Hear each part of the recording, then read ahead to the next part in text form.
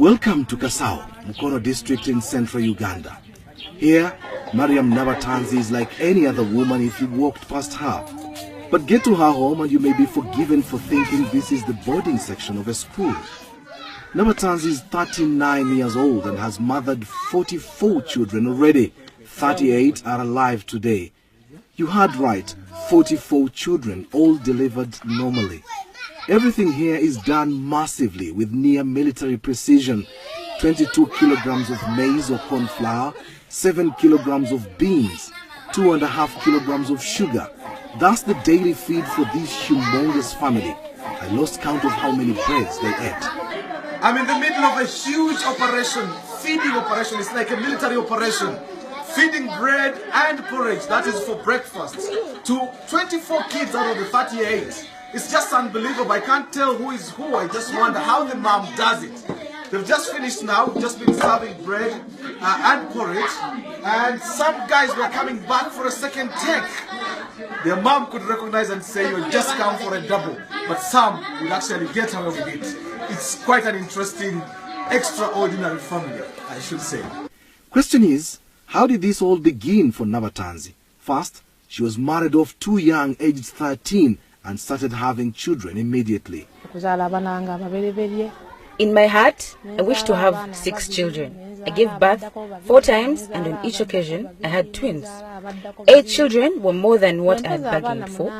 I went to hospital to ask the doctors to stop me from having babies. The doctors carried out tests and said it would be risking my life if they stopped me. I was too fertile to stop. I went back home and conceived quintuplets. 5 children at once and then 2 times more. With 23 kids, I thought it was too much and I went back to hospital, but the doctors said they couldn't stop me without risking death. I was pretty healthy, having natural births. Gynecologists say it's possible to be this fertile, although not commonplace. But once you have these many children, my question then is, how hard is it to name these children? We both break into a bout of laughter. We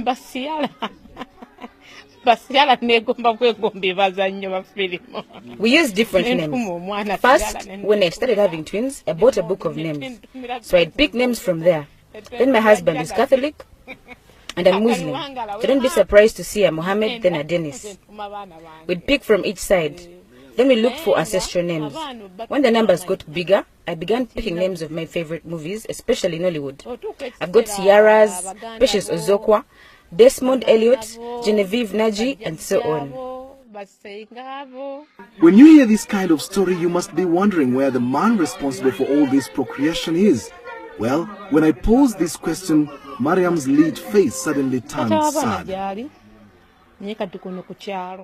I have had to put up with a lot. He's tortured me so much. He abused me, beat me up sometimes, and threatened to kill me once. He pays no school fees, nor does he even know what we survive on. Unashamedly, he comes and eats what he didn't leave home. He's not part of these children's lives. Where we are now, I bought with my own money and from doing little jobs here and there. He was in utter shock to learn I'd bought and built this place. Her biggest challenge is looking after these children with an absentee father, foremost of which is school fees and feeding the children. 14 of her children are in primary school, where she has to pay more than 5 million shillings in school dues per term. This is equivalent to around $1,500. Another 10 children are in secondary school.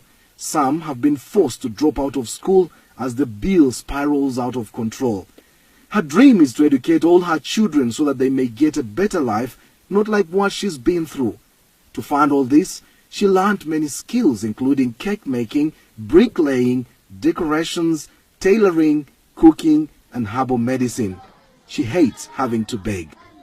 There's no end to Mariam Nabatanzi's story. It's powerful, it's captivating. Yet somehow, I have to find a way to say goodbye. So what's her message? My